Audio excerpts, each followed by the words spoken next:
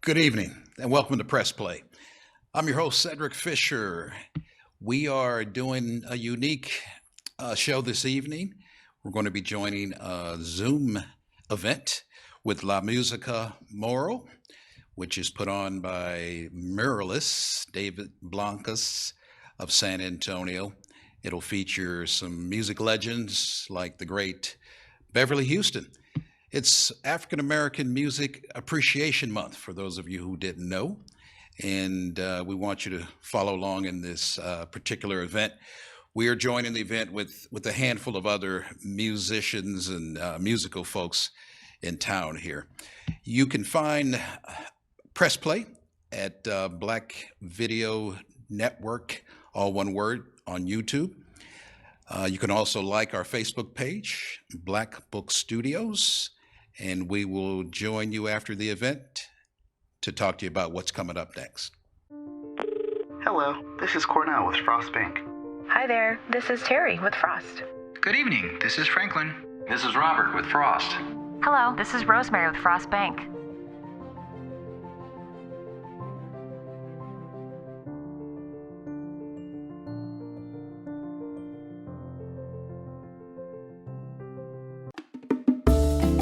One, six, or a dozen trees. No job is too big or too small. Booker's Tree Services is a certified arborist and state licensed company.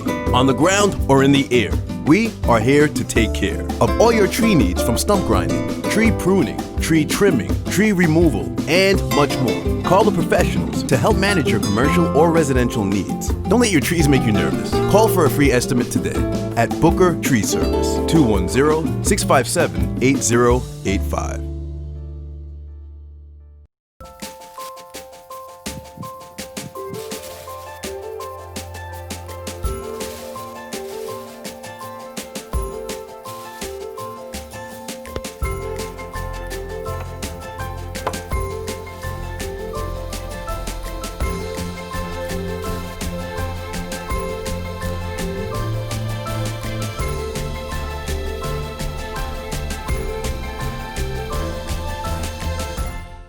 One in three adults has prediabetes. Take the risk test at doihaveprediabetes.org. Because of you, I feel not alone in this world. And you let me know that it only takes one person to make you feel wanted.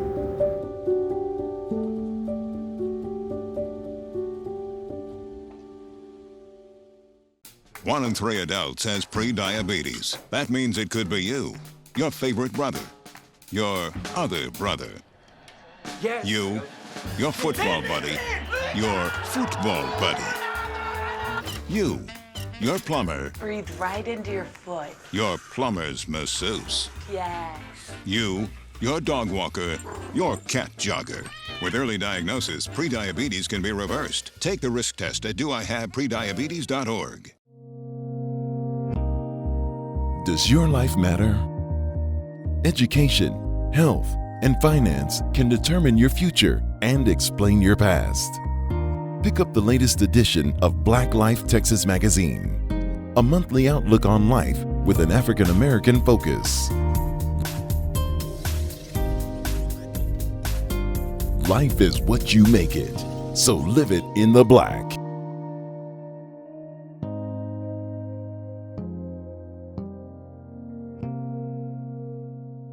Amazing murals, one of many. So this is a really good chance to revive that, and also offers us the opportunity to connect with you while you're safe at home during this strange time that we're all going through. So it serves multiple purposes, but we're glad that everybody could be here with us today. So this evening, we are celebrating and remembering the life and legacy of musician Clifford Scott. He is one of the figures on the mural. He was born and raised in San Antonio. He was a saxophonist and a flautist who played jazz, blues, and rhythm and blues.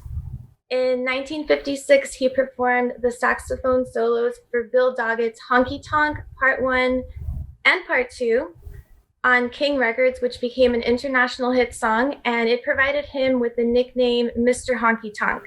And we're also actually celebrating African American Music Appreciation Month, which takes place all throughout this month. And with us here to help us celebrate is Beverly Houston. Hi, Beverly. Say hello. She's on mute. So Beverly is an international recording and performing artist, and she's also recognized as a music industry leader. We also have Mark Molina. Hi, Mark. Hold on, let me unmute you here. Say hello. Hi, thanks for having me. I'm very excited to be here. Oh, thank you for being here. So he is on the research team for African American contributions to San Antonio music as part of the San Antonio African American Community Archive and Museum. So thank you guys both for being here today.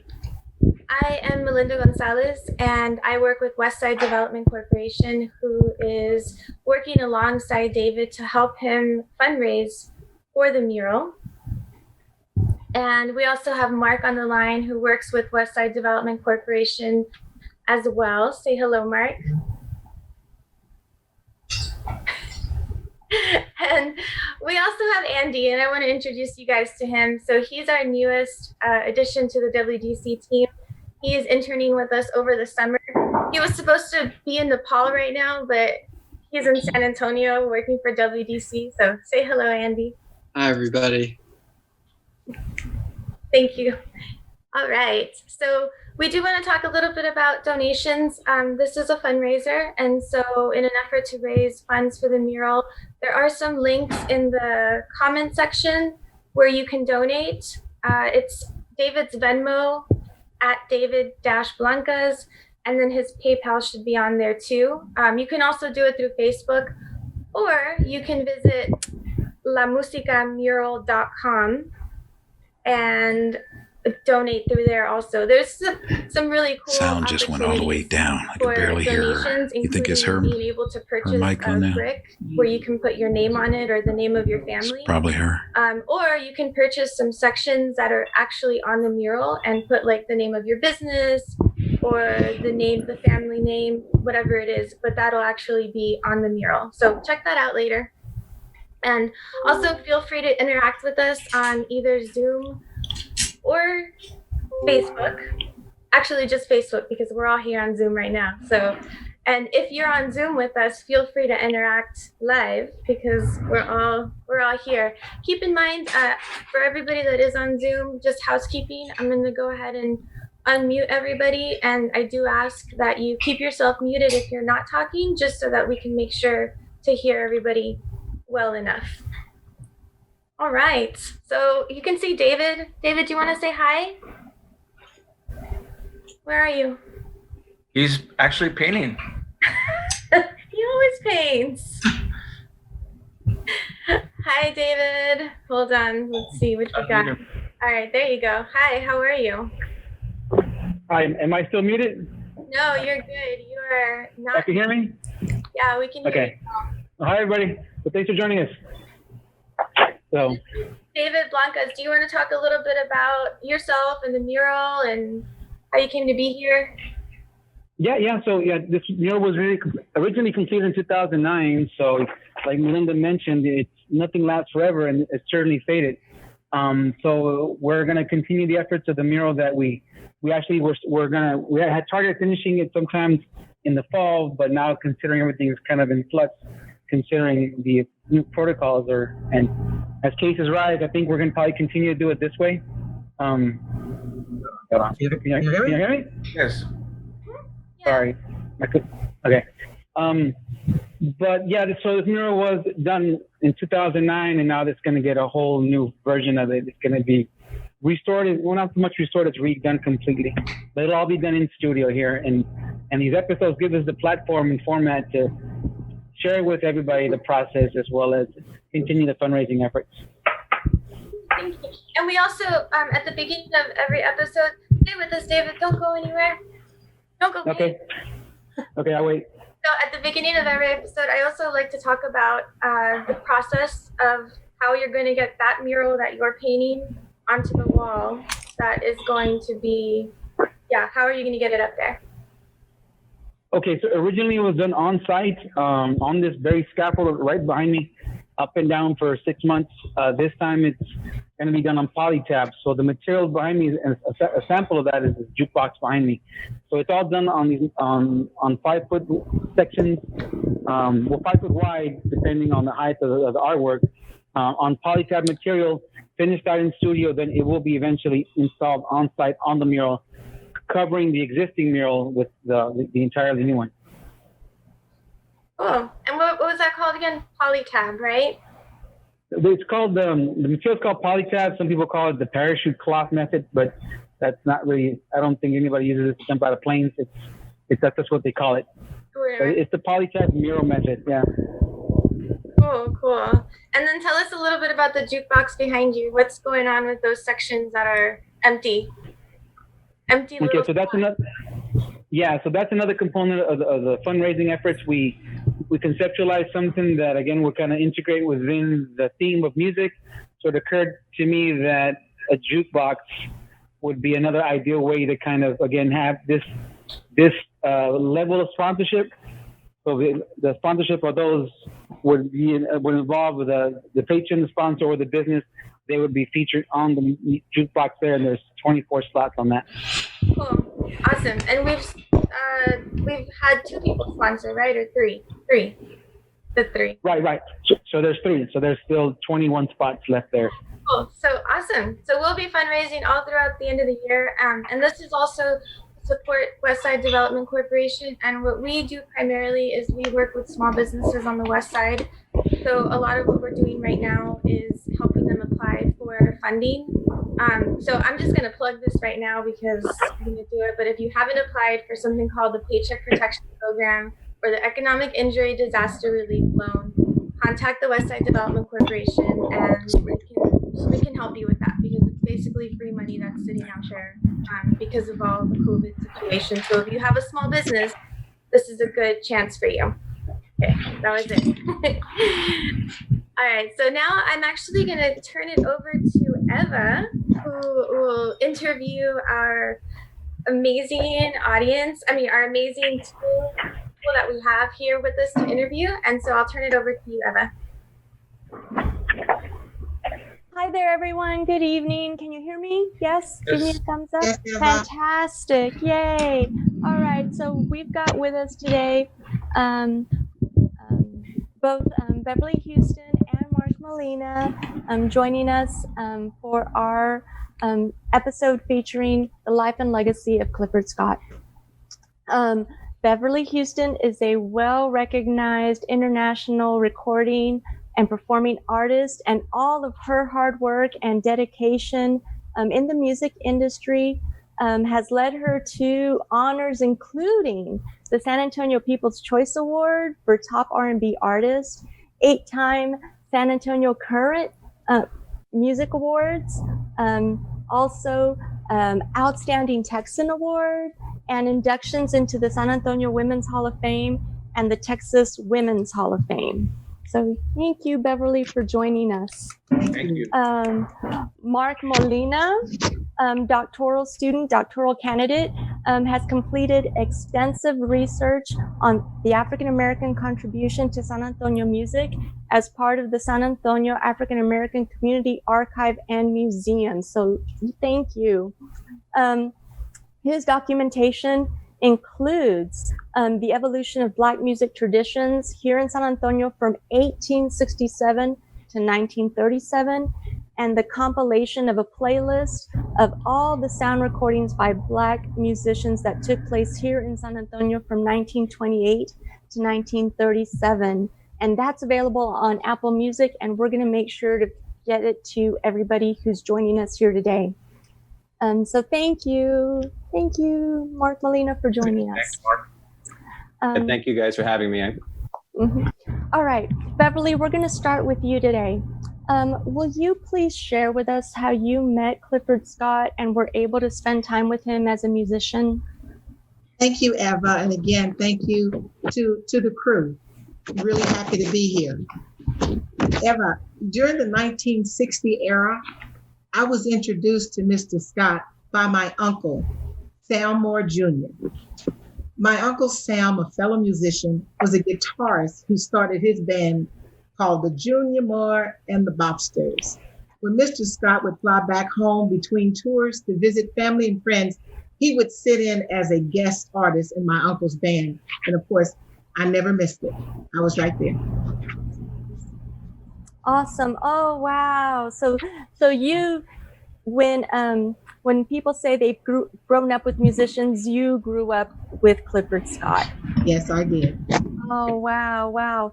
So let me go ahead and follow up with that, because Mr. Scott was a very talented saxophonist, and he, based upon what I was reading, was just scooped up at the age of 14.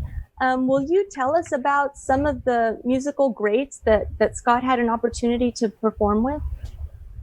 Yes. To answer your question about the musical stars that Mr. Scott performed with, I want to take a moment to take you back to his childhood. Please. Mr. Scott's mother, Grace, passed away when Scotty was only 6 months old, and his father, Harry, and stepmother, Maddie, raised him. His father was a talented musician who played violin and piano. Scotty's father and mother recognized that their 4 children were all musically talented, but Scotty was different. His parents enrolled Scotty in San Antonio's Douglas Middle School, and the music prodigy learned to play clarinet, violin, trumpet, tuba, flute, and drums. By the end of graduation, the tenor saxophone emerged as his main interest and became the instrument that would launch him as a musical star. Eva, now to get to the response to your question, legendary Lionel Hampton performed at the Municipal Auditorium in San Antonio, Texas. Now, Mr. Hampton was told about a multi-talented 14-year-old music prodigy named Scotty, and he invited Scotty to sit in at the concert that night. Lionel Hampton was so impressed with Scotty that he asked his parents for permission to have him join the band and travel on a European tour. And we're talking, he's 14. I know. There was one stipulation that Scotty's parents made, Eva, and that was that Scotty returned home after the tour to complete his high school education, which he eventually did. Now, during the tour, he met and studied with Charlie Parker, Clifford Brown, Count Basie, Les McCain, and Quincy Jones.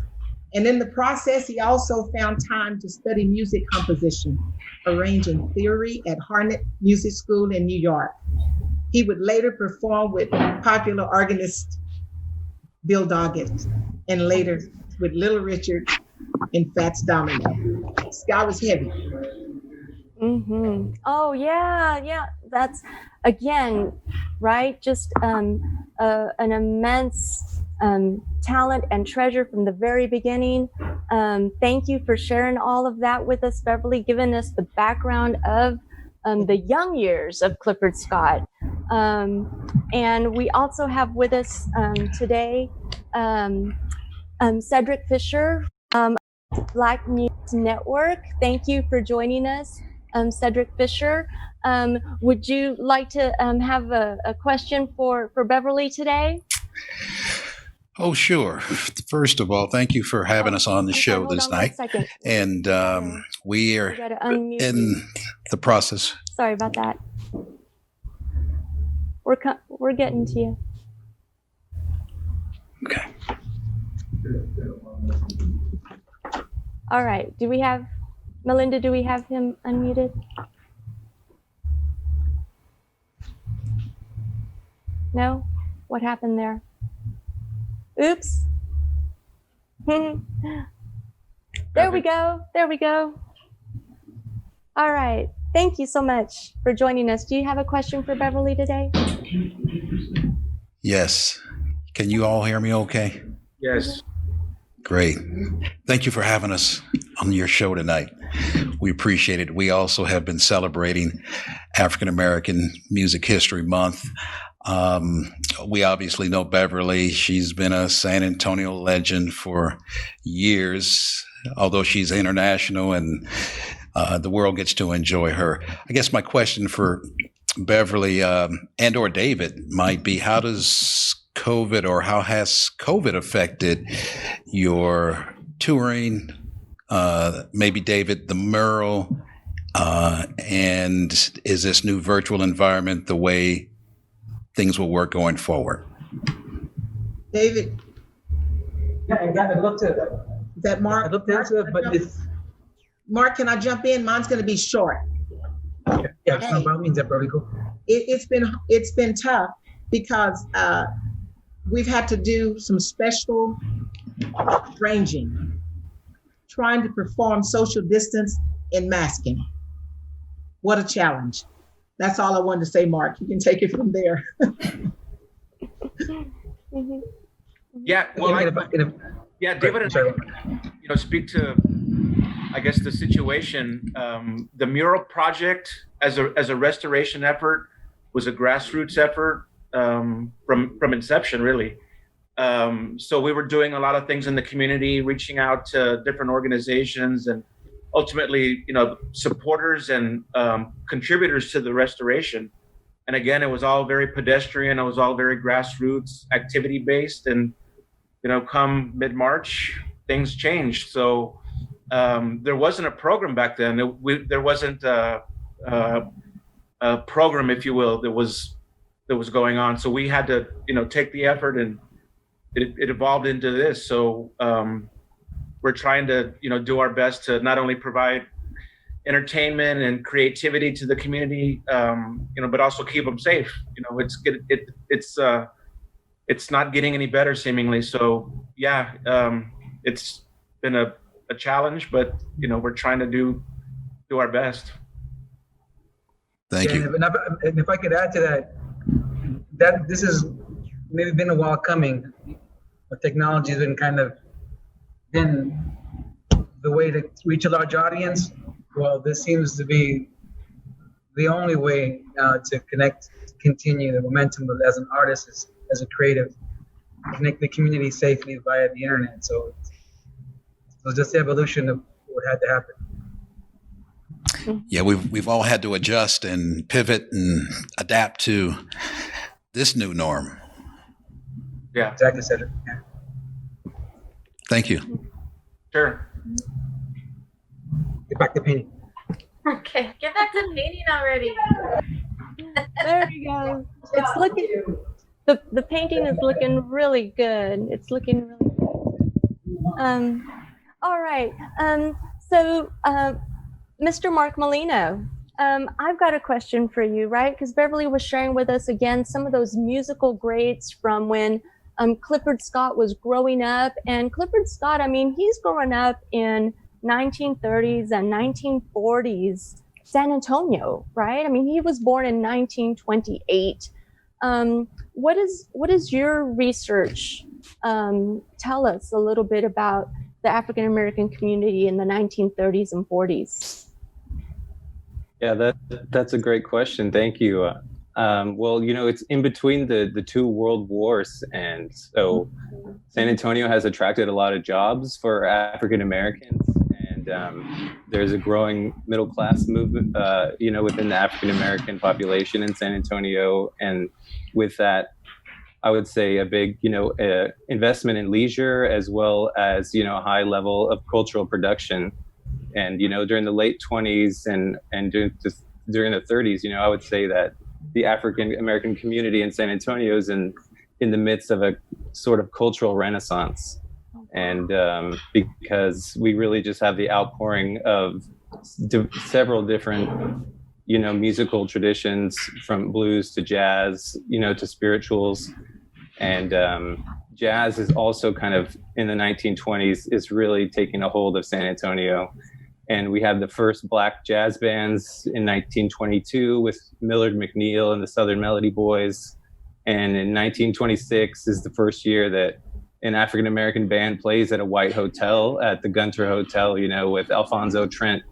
And then, of course, in 1928, Troy Floyd and his band are gigged at the Plaza Hotel, the year that Clifford Scott is born. And they're playing on the KTSA radio, and they're playing at the Shadowland Speakeasy which is now where Blanco Barbecue is now.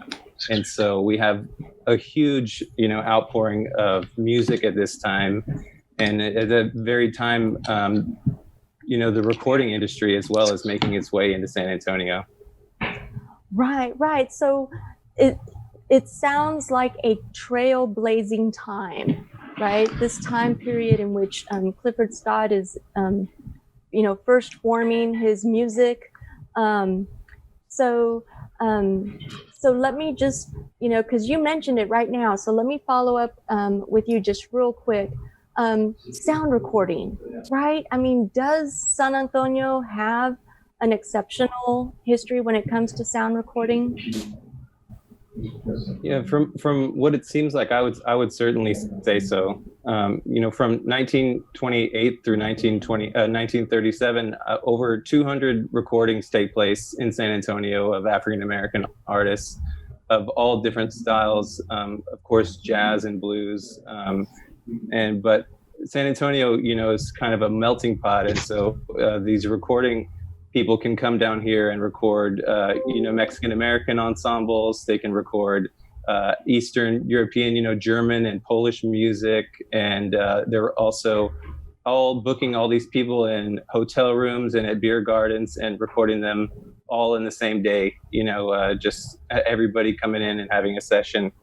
And so, everybody's familiar with Robert Johnson, who recorded here in 1936.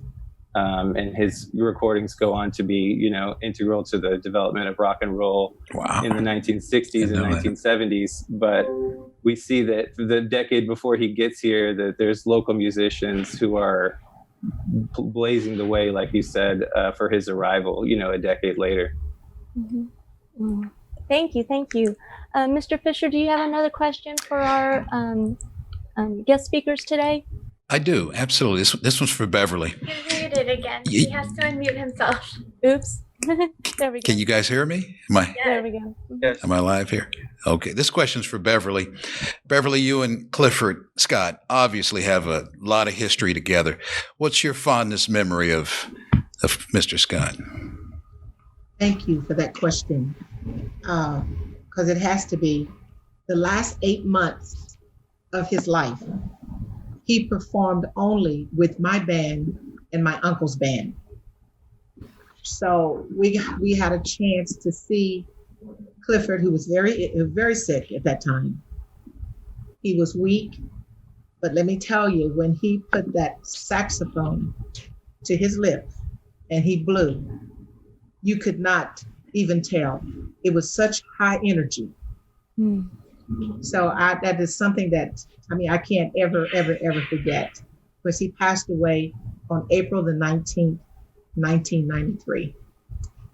So thanks again for that question. Oh, you're welcome. Yeah, Beverly, again, his energy and his skill and his musicianship and his being an entertainer, that's part of his legacy. And thank you for sharing that legacy with us. And he was a multi-genre artist. Mr. Molina, can you tell us a little bit about, again, what your research has discovered about the origins of African American music here in San Antonio as it relates to jazz and blues and bebop and soul, and can you share with us and the venues where these places where these musicians performed? Certainly. Like I said, it's quite a melting pot here in San Antonio, and they're playing country blues, they're playing more fast-paced urban blues like barrel house music. But really, I like to think about Don Albert, who is really the famous trumpet player from San Antonio, and he breaks off of Troy Floyd's band and starts his own band, Don Albert and the Ten Pals. And they're playing, he opens up his own nightclub in the 1930s called the Keyhole Club that's on Iowa and Pine, which eventually moves to the west side on Poplar Street, where definitely Clifford would be hanging out in his later days. And also the Avalon Grill is where I believe that he was playing a lot of gigs too in his early age, which in the 1940s is basically, if you guys have ever been to the McDonald's at the Riverwalk, that's the former Avalon Grill site right there. And so Don Albert and then Clifford, a decade later, are hammering out tunes right on West Commerce Street. East Commerce Street right there. And, and in Troy Floyd's band, there's Herschel Evans, who goes to play with Lionel Hampton in the 30s. He goes to play with Count Basie. And, these guys are trained in New Orleans. They're trained in the Kansas City swing circuit. These are territory bands who are making it on the Western circuit. And so they have exposure to all of these traditions. And so I happened to get a copy of an LP from Clifford's his 63 release. And on the back of it, they ask him about all of the diverse genres that he's playing. He says, I like jazz the most, but he says, but I can play it all. He says, I just like to bend with the breeze. And so he's just, you can hear it. He's a very sophisticated honky tonker, it's a very sophisticated blues and jazz that he's articulating. Hey, Mark, I have a question. Going back to the Robert Johnson recordings here in San Antonio, how did San Antonio become the place where that happened? Out of all of the cities and states, how did that happen? Yes, basically these record scouts would be making occasional trips down into Texas in places like Dallas and San Antonio. And, they would come in and they would talk to people who own record stores about local musicians, and they would be in their hotel and they would hear the local band playing or something like that in the case of Troy Floyd. But so they would just cast out, and let people know that they were going to be in town, and anybody could sign a contract and come record. Or how do I sign off? And so basically these 10 years of musicians are playing right before Robert Johnson. And because of San Antonio's having all the multi-ethnic talent that is in really hot demand right there, I would say that's probably the main reason why you see Robert Johnson recording here. Wow, thank you. Mr. Fisher, you've got another question for us? Sure, absolutely. So with COVID, and this is questions for David, obviously, how will people be able to appreciate the Merle so that they gather this great history of Clifford Scott and others that are being portrayed? Well, I think that this is what we're doing here as serving as that platform.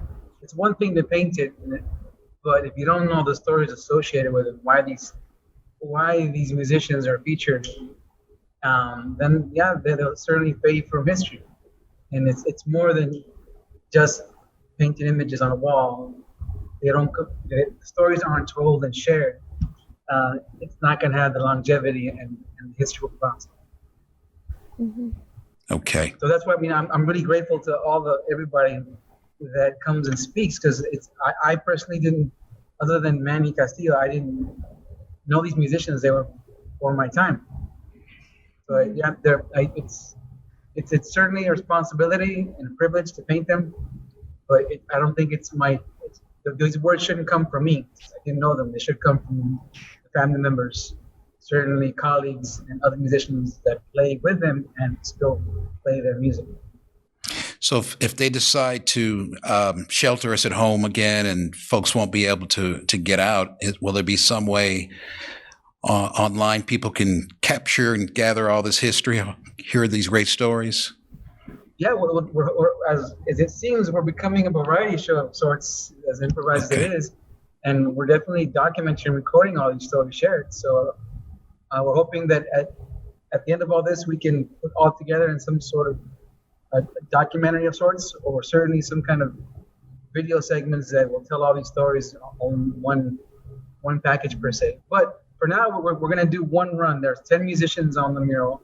We're going to do them we have a roster in an order, and based on how we feel and what's going on locally, certainly country and globally, this pandemic, we'll continue to tell these stories. We'll cycle back around because there's way more to tell the story of one of these musicians and their history and their music in one episode or 1 hour plus episode. So I'll see us cycling back around for a kind of a season 2 kind of thing. And if we should still need to stay safe at home further, we'll do another season, another third cycle to again continue to tell these stories. And certainly buys me more time to paint, but that's not the point. The point. Right. Okay. Thank you. Yeah. Awesome. I'm being conscious of the clock.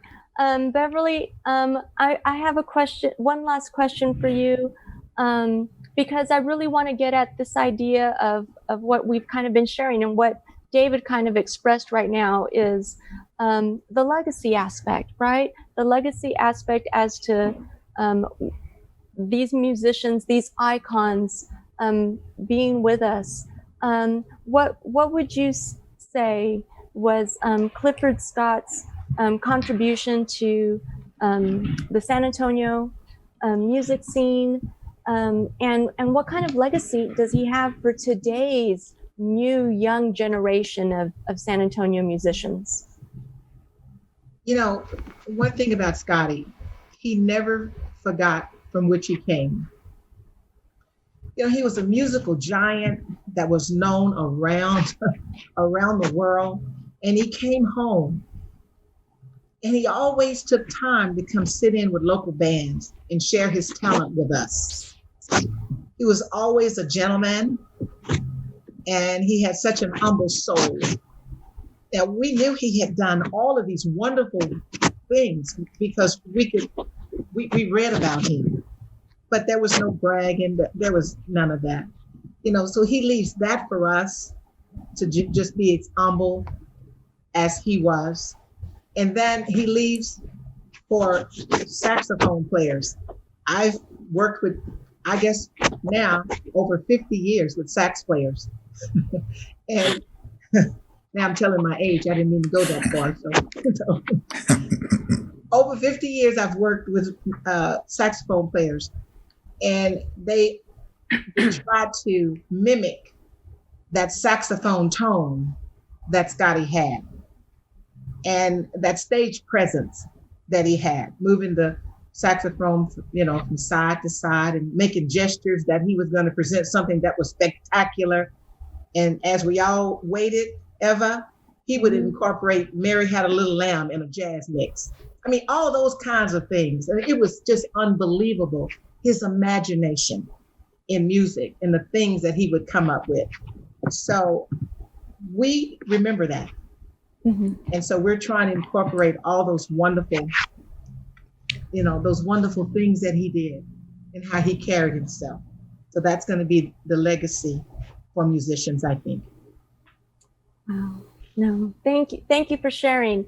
I agree with you completely. That honky tonk Texas sax sound, right? Clifford Scott is kind of, again, that embodiment of that sound, and sax players all over the world, again, like you're mentioning, try to duplicate it exactly. Eva, I thought about something when you said that.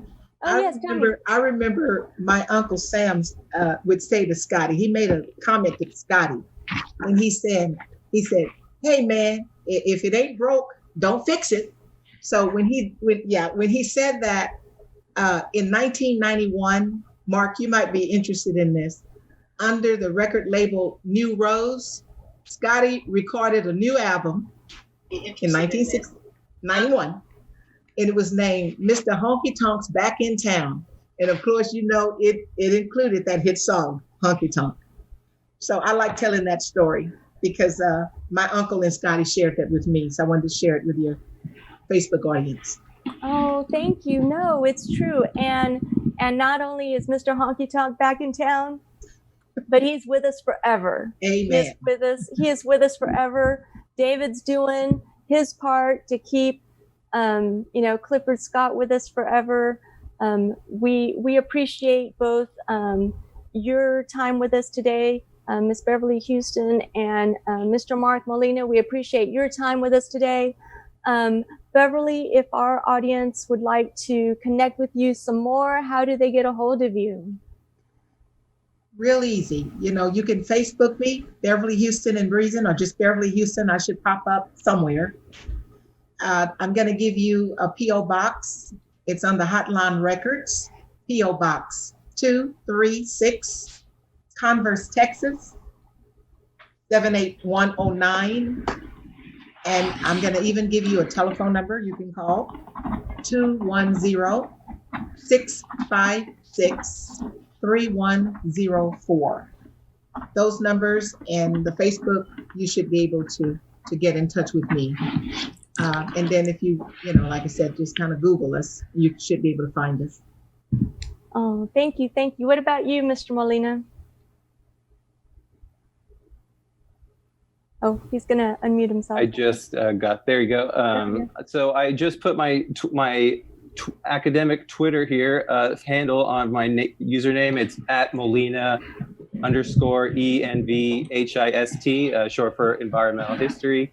And you can actually be a part of our community at SACAM and become a member and or volunteer. And you can sign up at our website at sacam.org. And tomorrow there's a virtual members only tour of the 100-year anniversary of the Negro Baseball League.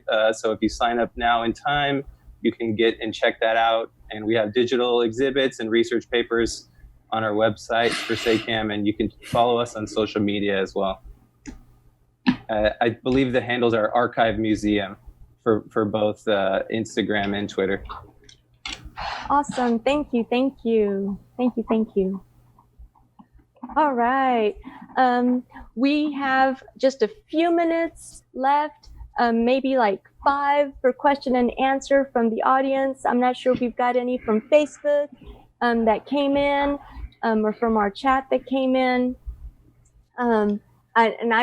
David's got the outline of the saxophone now really well. I'm not sure if y'all have been keeping tabs on him, but if y'all want to look at David, he's been hard at work this whole time. Thank you so much, Eva. And Eva is our local music historian with a specialization in popular música tejana. And so I didn't introduce her at the beginning, I'm sorry, but she's been an amazing resource to us throughout all of these different shows. When we first started, we weren't really sure what we were going to do and how we were going to do this well, because it's such an honor to be able to do this in the first place. And so we wanted to give it justice. And so Eva came along and offered her expertise. And so thank you. Thank you, Eva. Thank you, Eva. And I also thank you, Beverly, and thank you, Mark, for joining us as our guests today. Did anybody have any Facebook questions that they saw? Anybody on the team? No? If not, it's okay. I actually wanted to do something a little different. So I want to go around the room and ask you each a question that would like for you to answer. So, you heard the stories today and you listened about the history, and I just wanted to hear from you all. In 1 to 3 words, what is something that struck you or that you learned during today's conversation? So we can start with, I don't know, whoever. Mark.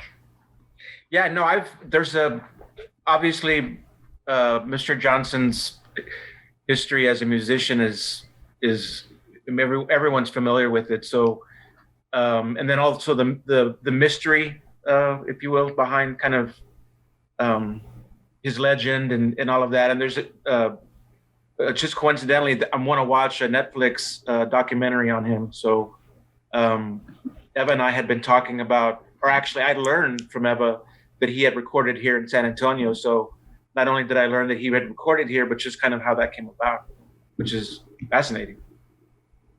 Thank you, Mark. Yeah, and I can piggyback on that a little bit because I know that Mark Molina, right? I hope you're going to talk real quick about your playlist. Can you share? Oh, yeah. Yeah, definitely. So if any of you guys are subscribers to Apple Music, all you have to do is go search SACAM, which is the acronym for our museum. So it's San Antonio African American Community Archive and Museum. So that's SAAACAM. And so if you just search that and scroll down to playlist, you'll find the SACAM playlist, which has all of the blues and jazz recorded by African American artists from 1928 through 1937. And you can see all of the awesome local trailblazers that paved the way for people like Clifford Scott and Robert Johnson. Cool, thank you. All right, anybody else, something that struck you or that you learned today during the show? I'll just say real quick, Quincy Jones. That's yeah. Yeah. I wanted to say to Mark, it was so refreshing to hear the name, the guy from the Keyhole. Don Albert. Don Albert. It was so good. Mm-hmm. I was so thinking about something else. It was so good to hear his name. I did meet Don Albert before he passed away. Wow, that's great. It was incredible. Wow. I was too young to go into the Keyhole, but I had a chance to talk to him, and he gave me some encouragement with my music. So thank you for bringing his name up. I had almost forgotten about Don Albert. Him and Clifford are the horn, the legends here in San Antonio. And so those are really the two people I'd say most influential for me. And you can look at these old pictures of the Keyhole Club and there's actual hoedowns and they have cows in the actual bar. And so just to speak to the honky tonk that Clifford was raised up here, Hey, and dirt floors. Yeah. Hey, Mark, I'm going to send you a picture of me and Don Albert. I appreciate that. I want to send that to you since you brought him up. Thank you. Thank you. That's awesome. Andy, Angela? Something that struck you or that you learned during today's conversation? You go first, Andy. Sure. It was all amazing. I mean, I'm currently a college student and all of this is like brand new information to me. And I think just what is going on here by promoting the mural and getting to hear these stories that are like way, I was not around and none of my friends talk about it, but it's such valuable information and so encouraging to just see the legacy of one man's life and all of the people that he influenced along the way. It's really awesome. Very true, very true. I think hearing about the collaborations and these things, I'm not from San Antonio, so learning about this and being able to be a part of all of these amazing artists is so cool. So 1 to 3 words, I would say, know your music, know your people. And Cedric? Well, I, being an old school music aficionado, jazz, blues, bebop, you name it, fascinated to hear more and more about Clifford Scott. I'm going to really research him, but thrilled to hear that the great Robert Johnson passed through San Antonio. I didn't know that. And this is the reason that you guys are hosting this type of a show here. We got to get this education, this history out to the masses so they understand the richness of Black history. Black history is American history, by the way. So the richness of our history as it pertains to music and some of the great local artists that have come through here. I've learned a lot from this show. Yeah, absolutely. Thank you so much. I think for me, well, I was around in 2009 when David first did the mural. I myself was a college student and I had no idea what David was doing. I was like, what? Who are these people? And so over the course of the past, 10 years, I've learned about the musicians. And so these shows are particularly special to me in the sense that I now pass by the mural and it's a whole different vibe for me to see that mural now, because now I get it more, and I love that about it.